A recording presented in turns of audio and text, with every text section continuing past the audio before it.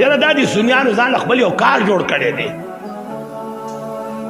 د سرور کونین په وخت کې خو میلاد النبی نو دا پیغمبر پیدا شوی کله چې هغه په وخت کې میلاد النبی نو دا اوس نه پیدا کیږي आवाज رانغه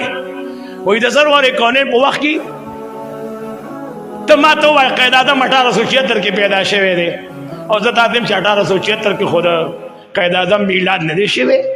ته به ماته شي نه ونه شوی ا پیدا شوی نو ته ماته چې باغ ټیم کې میلاد نو د سرور کونین تاجدار حرم چې په کوم وخت کې پیدا شو هغه ته میلاد النبی وای کنه وینه دا تاسو چې کومه خوشحالي جوړوي دا خوشحالي نشتا موږ ته وایو خفه کېږه ما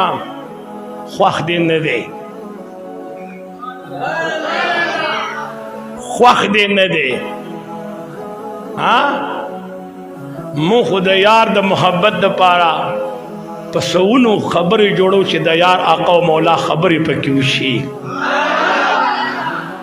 د حضور علیہ السلام په پیدایش مو تا خوشحالي کو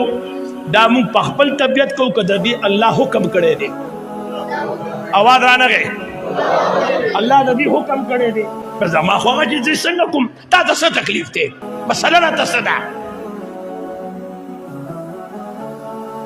ما طرف فرمای زما په محبوب خوشحالي وکا د سرور کونین په پیدایش خوشحالي وکا څنګه خوشحالي په حکم دا تبوز د کعبه مبارک نو کا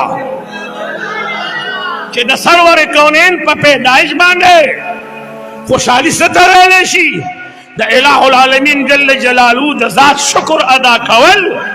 او د جناب محمد رسول الله پراتلو باندې رښتیا وای پړم بي ځل دا ټکی اوري کده ما نوړانه موړدل مال به جواب را کوي رښتیا دا موریدلی کنه مو دی اوریدلی چې پکه مش په حضور مبارک دنیا ته تشریف راوړو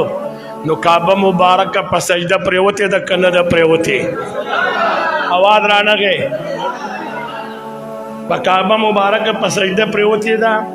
دا اظهار د خوشحالي دی کنه د اداره ته وای او دا چې کوم خبره کوم دا خو نه پتارو جبې کې دا کتاب چالي کړي دي نه پورمړو کې چالي کړي دي نه په هندستان کې چالي کړي دي او په هندستان کې یو سړی غوتو کې در کما شیخ عبدالحق محدث دهلوی رحمه الله لوی محدث دې پاک او هند هغه د سرور کونین په میلاد مبارک باندې مدارج النبوت 2 جلد کتاب لیکل دي